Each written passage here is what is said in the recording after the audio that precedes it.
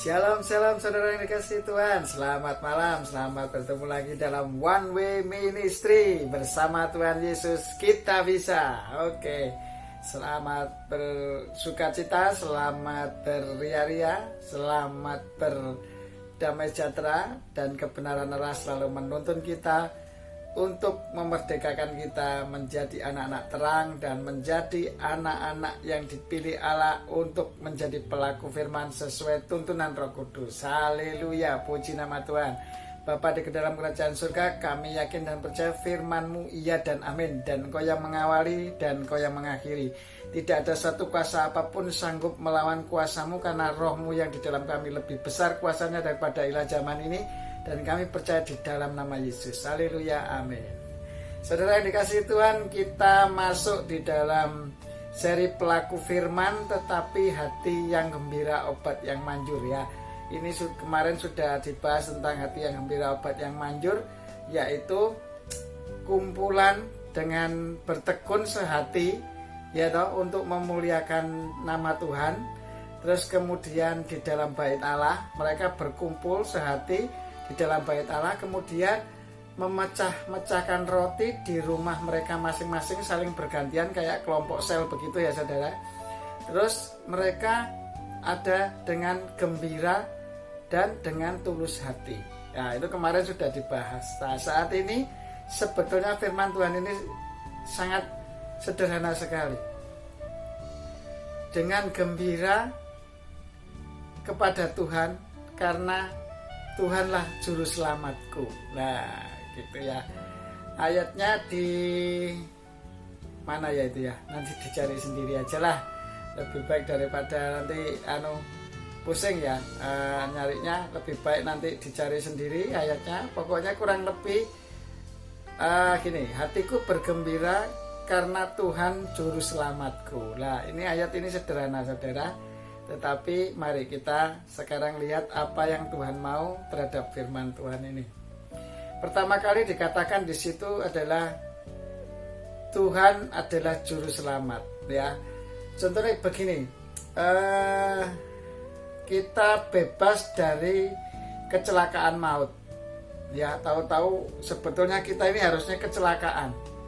Ya toh? Kecelakaan maut, harusnya mungkin nyawa kita diambil, tetapi kita diselamatkan. Terus kemudian waktu kita main ayunan tiung tiung tiung ya begitu ya, ayunan tiung tiung tiung tiung ya gitu ya saudara. Tahu-tahu ayunan ini bisa di bawahnya itu ada sungainya agak dalam, kira-kira 5 meter gitu. Ayunannya putus saudara, wah putus lah.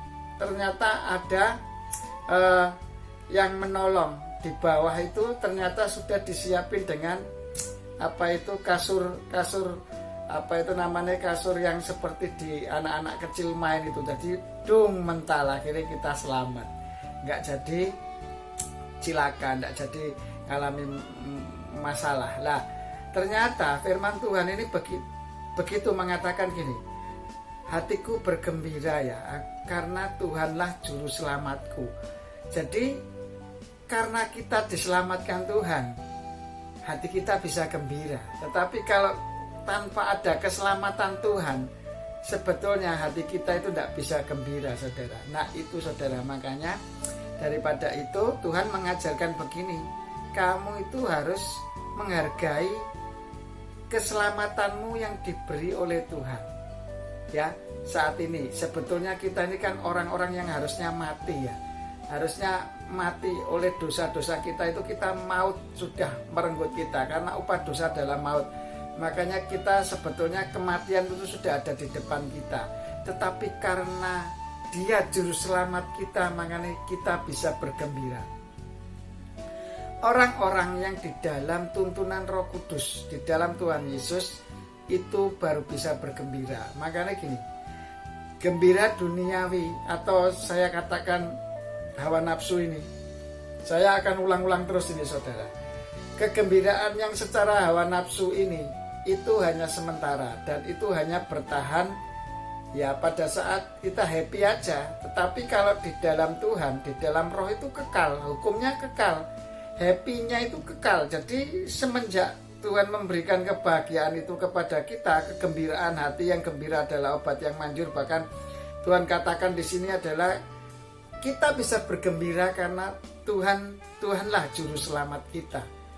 Nah itu saudara, makanya ayo di dalam Lukas 1 ayat 47 kalau nggak salah ya, nanti dilihat aja sendiri, dibaca sendiri, kalau salah ya nanti saya koreksi di deskripsi ya. Begitu.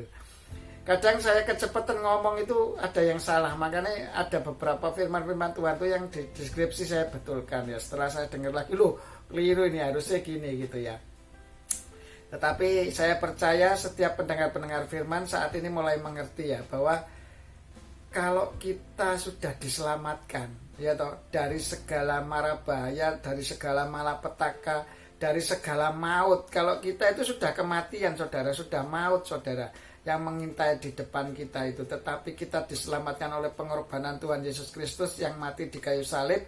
Dengan kuasa darahnya kita ditebus dari hukum kutuk Taurat, dan kita dilepaskan dari kutuk kemiskinan dan kutuk sakit penyakit ya toh, hawa nafsu kedagingan ini sudah ditebus Tuhan. Makanya keselamatan menjadi milik kita, makanya kita bergembira. Nah saya sekarang tanya ya kepada saudara sekalian semua, kalian kan sudah bisa mengaku bahwa Yesus Kristus adalah Tuhan, ya kan? Ada kegembiraan enggak dalam hati saudara?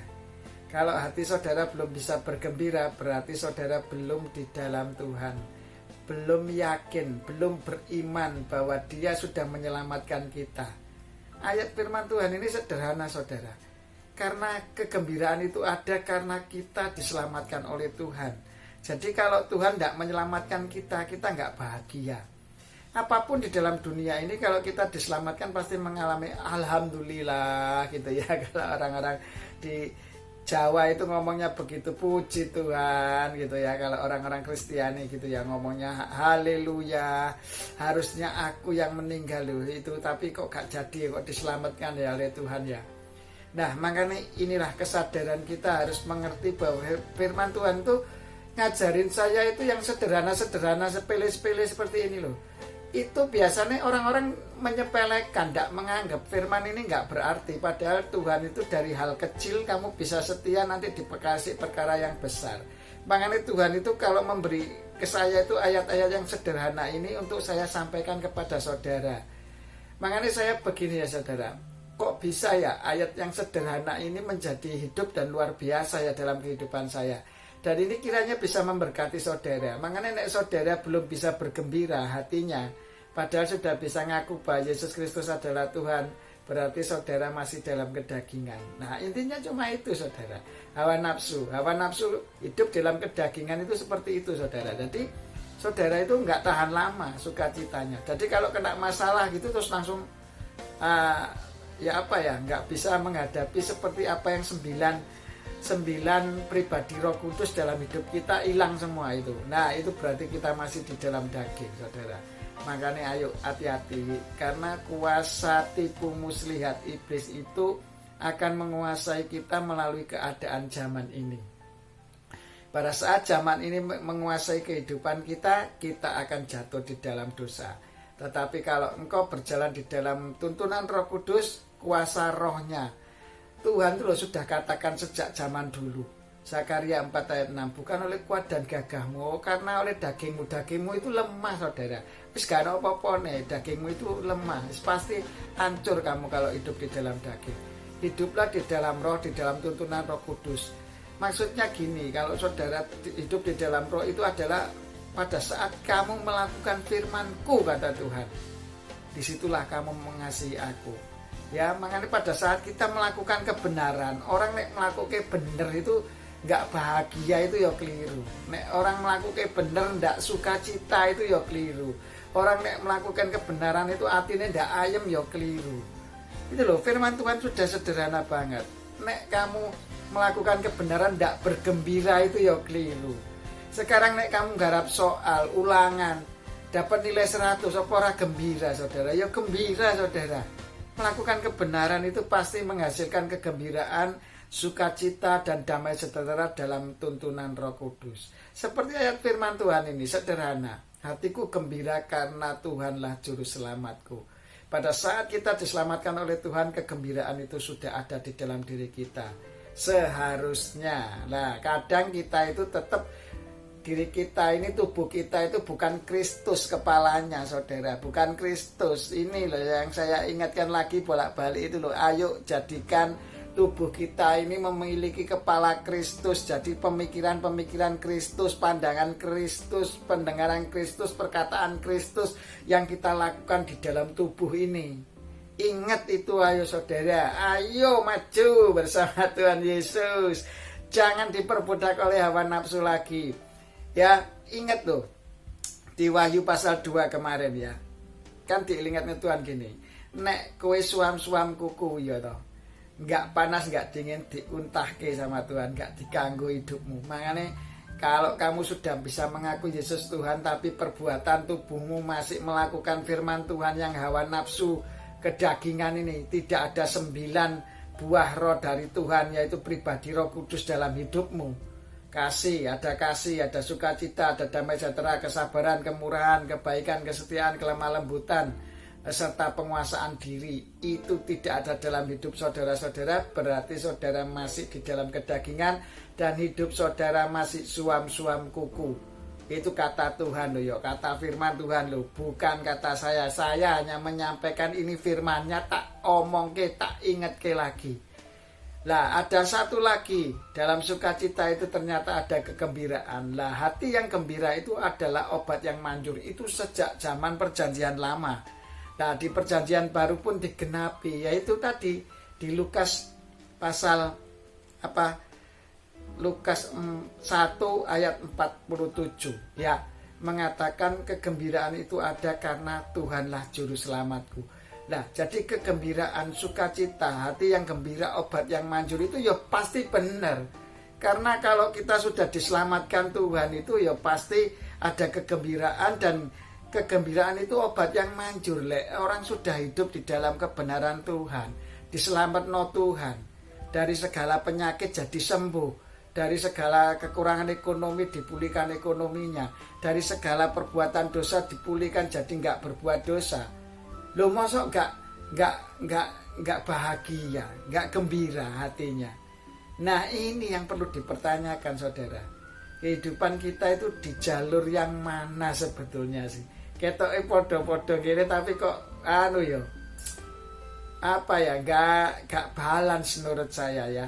Kalau balance itu gini, imbang itu maksudnya begini kalau menurut saya loh ya. Keseimbangan itu bukan berarti kamu ya berbuat jahat, kamu ya berbuat baik. Itu bukan imbang saudara.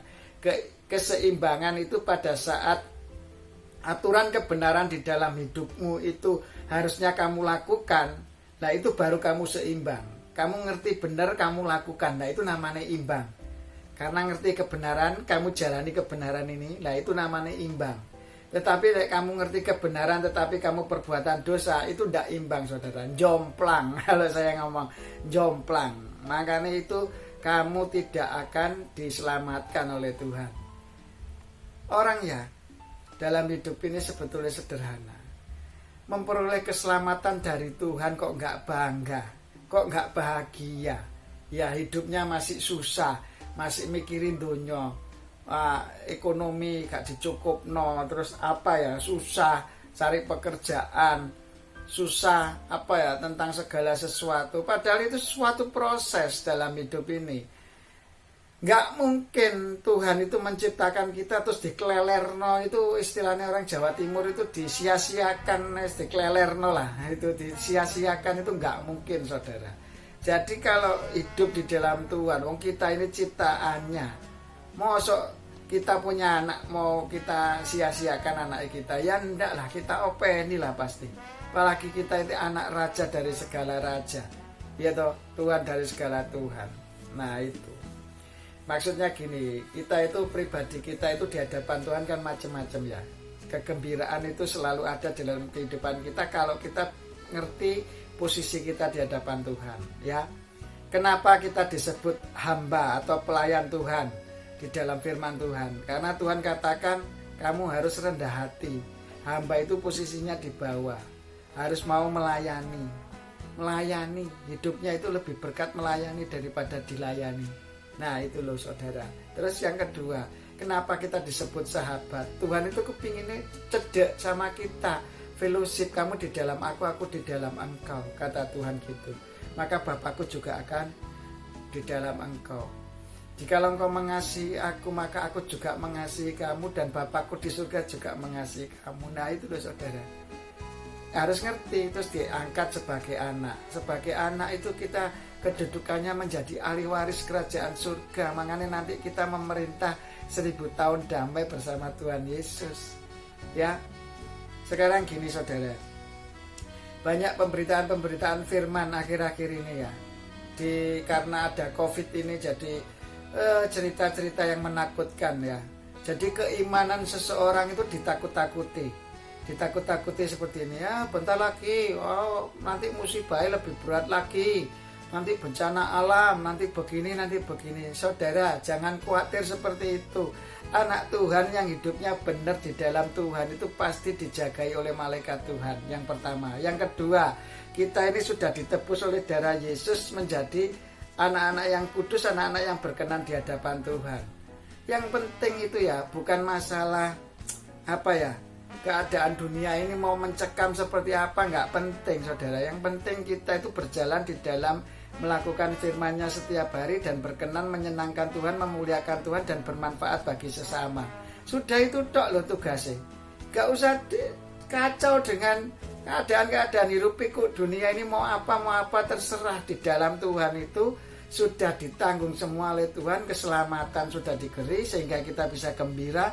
Kerajaan Allah yaitu kerajaan surga itu sudah datang di bumi ini seperti di surga, dan kita anak-anak Tuhan itu sudah ngalami semua gitu loh.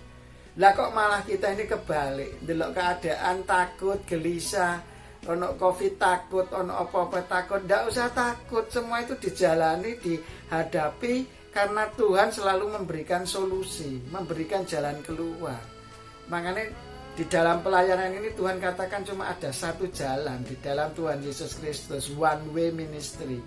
Ya, satu jalan pelayanan, ya ini di dalam Tuhan Yesus Kristus. Makanya saya sampai sekarang itu diajari firman Tuhan yang sederhana ini untuk dikupas supaya kita ngerti. Nah intinya begitu. Kalau kita itu nggak yakin bahwa Tuhan juru selamat kita, makanya hidupnya kita nggak bahagia. Kebahagiaan itu bukan karena kita kaya, karena kita pinter, bukan saudara. Kebahagiaan yang terbesar itu kata Tuhan pada saat kamu diselamatkan Tuhan, maka kegembiraan itu ada di dalam kehidupanmu. Terus kegembiraan yang luar biasa itu akan menjadi suatu hal kerajaan surga yang datang dalam hidupmu pada saat kamu berjalan di dalam kebenarannya dan sukacitanya dan damai sejahtera dalam Roh Kudus memimpin kehidupanmu. Sederhana toh saudara. Nah itulah firman Tuhan ya. Sampai ketemu lagi di session hati yang gembira, obat yang manjur, dalam pembahasan firman Tuhan yang lain. Jadi kalau kita belum merasa yakin diselamatkan oleh Tuhan Yesus Kristus sebagai Tuhan dan Juru Selamat kita ya, makanya Tuhan katakan ada 3 manusia golongan. Pertama belum bertobat, yang kedua adalah manusia yang sudah percaya Tuhan Yesus tapi belum melakukan firman, dan yang ketiga adalah orang yang sudah melakukan firman dan setia sama Tuhan, yang mengalami kerajaan Allah di dalam hidupnya setiap hari. Kalau belum mengalami kerajaan Allah dalam hidupnya setiap hari, itu perlu dipertanyakan keimanan kita. Masih di dalam daging atau kita masuk di dalam yang ke bawah ini. Padahal kalau di Wahyu yang 2 ini nggak diterima sama Tuhan, yang diterima cuma yang 1 ini dok, yang paling atas, yaitu orang-orang yang melakukan kehendak Bapa di dalam tuntunan Roh Kudus. Bukan melakukan kehendak Bapa tapi di dalam tuntunan kedagingannya. Ya toh. Kalau menyampaikan firman itu nanti yang inti-intinya hanya untuk menguntungkan dirinya sendiri, bukan untuk kemuliaan nama Tuhan. Saya nggak mau menyebut siapa orang-orangnya itu, tetapi hendaklah kita merasa pada saat ini ditegur Tuhan, cepat-cepat bertobat ya. Terima Yesus dengan benar, lakukan firman-Nya. Dan saya percaya Roh Kudus tolong setiap pendengar firman-Mu yang saat ini belum bertobat, belum melakukan firman Tuhan tapi sudah percaya Yesus, untuk menjadi pelaku firman, dan yang belum bertobat menjadi bertobat dan menerima Engkau. mereka percaya dalam hati dan mengaku dengan mulut bahwa Yesus Kristus adalah Tuhan, maka dibenarkan dan diselamatkan. Terima kasih ya Roh Kudus, kami yakin dan percaya kuasa firman-Mu bekerja. Bapa kami yang ada di kerajaan surga, dikuduskan nama-Mu, datanglah kerajaan-Mu, jadilah kehendak-Mu di bumi seperti di surga. Cukupkanlah makanan kami sepanjang hari ini, dan ampunilah kesalahan kami seperti kami mengampuni orang yang bersalah kepada kami. Dan janganlah masukkan kami ke dalam pencobaan, tetapi bebaskan kami dari yang jahat, karena Engkau yang punya kerajaan, kuasa, kemuliaan sampai selama-lamanya.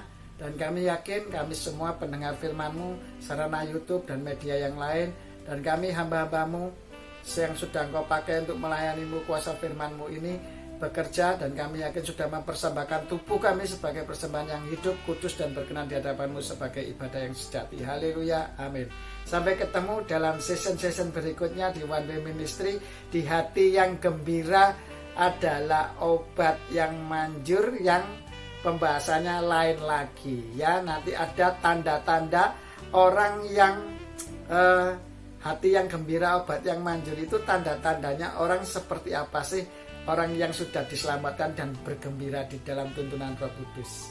Sampai ketemu, haleluya, bersama Tuhan Yesus kita bisa. One Way Ministry. Amin.